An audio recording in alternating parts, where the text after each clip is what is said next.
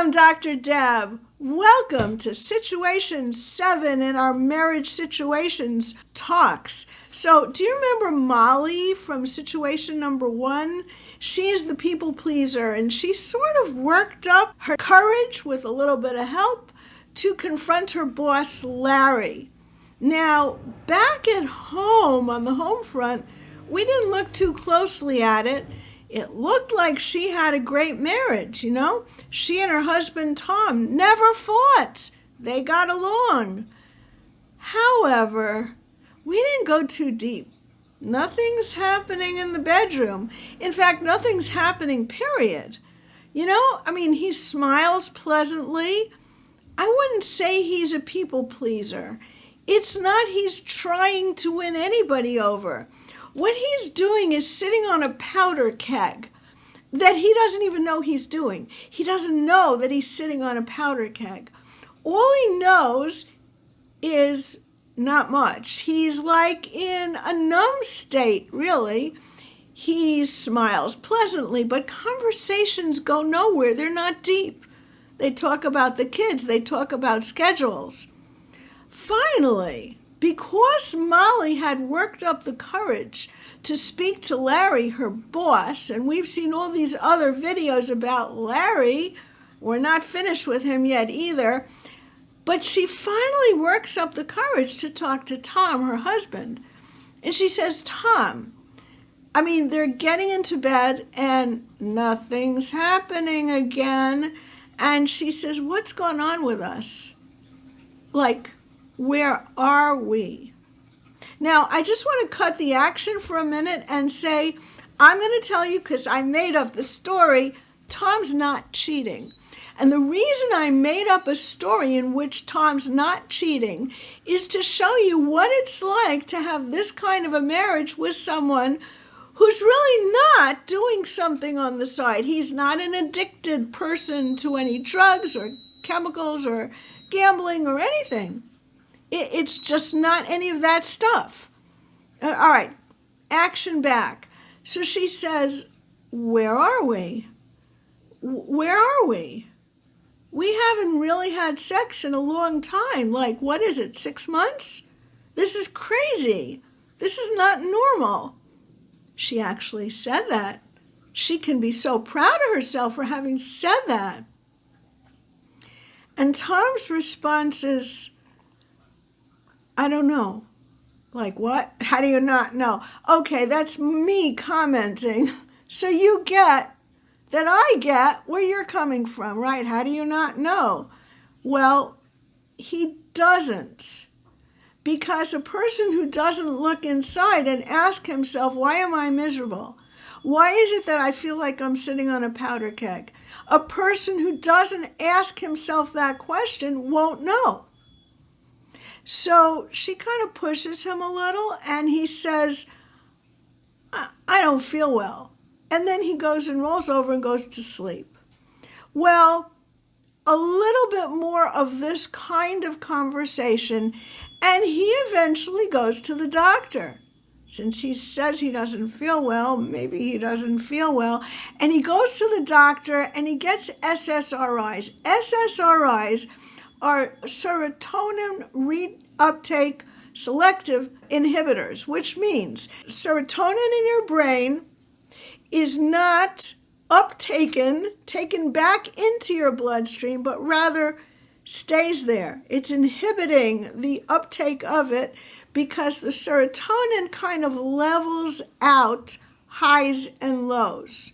He takes those and it helps. It starts to kick in and it starts to help.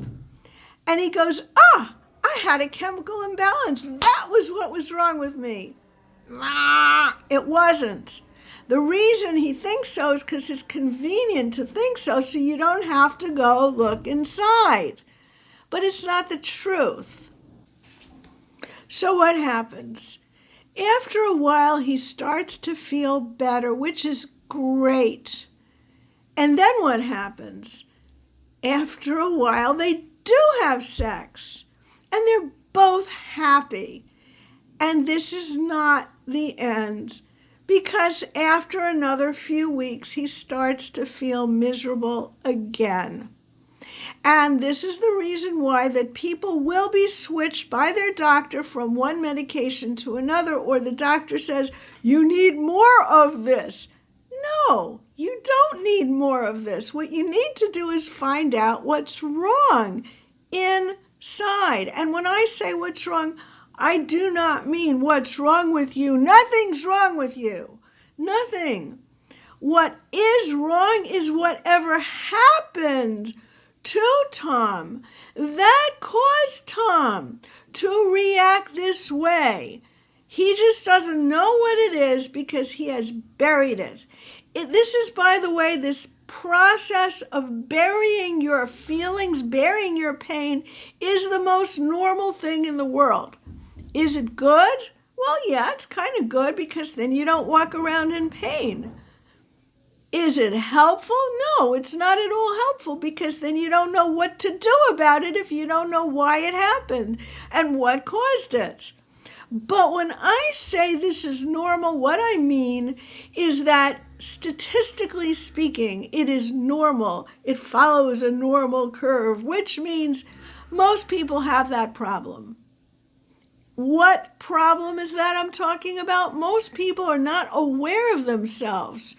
Most people don't realize what causes them to feel the way they feel. They're out of touch with those emotions for the good reason that it keeps them from pain. This kind of split off of consciousness and conscious awareness causes people to say, let me go to the doctor. Maybe it's a medical problem. Maybe it's a chemical imbalance. The truth is there's no such thing as a chemical imbalance. Getting back to Tom, clearly the cause looks like depression, but you see when you analyze it this way, depression is never a cause of anything. Depression is a result. It's a result of the inner pain that's been undealt with, unaddressed. So people with depression, people with tempers, people with anxiety, people with all kinds of disorders actually don't even have a disorder. The activity, the behavior of what looks disorderly is a result of pain or fear in their history. And that's what needs to be addressed. So Tom very wisely decides finally, that maybe there needs to be more done than just pop a pill. But he's not ready to do anything about it. What's really happening now to Tom is that he feels more depressed because he does feel like there's something wrong with him. As he will say to Molly, even the medicine didn't work. Yeah, it's not going to work, Tom, and it's not going to work because of something that happened to you. And you're afraid to find out. You're afraid to go there. Think about it this way. Why are people really afraid of therapy? If you're 6 years old or 4 years old or 8 years old and something bad happens, somebody dies that you love, or your parents get a divorce, or you move to a new neighborhood where you lose all your old friends and have absolutely no new friends and you feel miserable and scared and bullies beat you up in school to boot.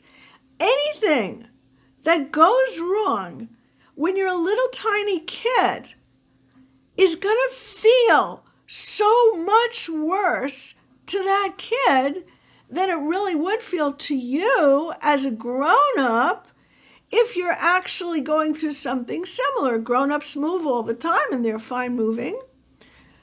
If there's a death, people take it as a matter of the course of life cycles. They aren't crushed by it. They aren't scared by it. They aren't tormented by it unless that grown-up stuff is on top of all the little kid stuff.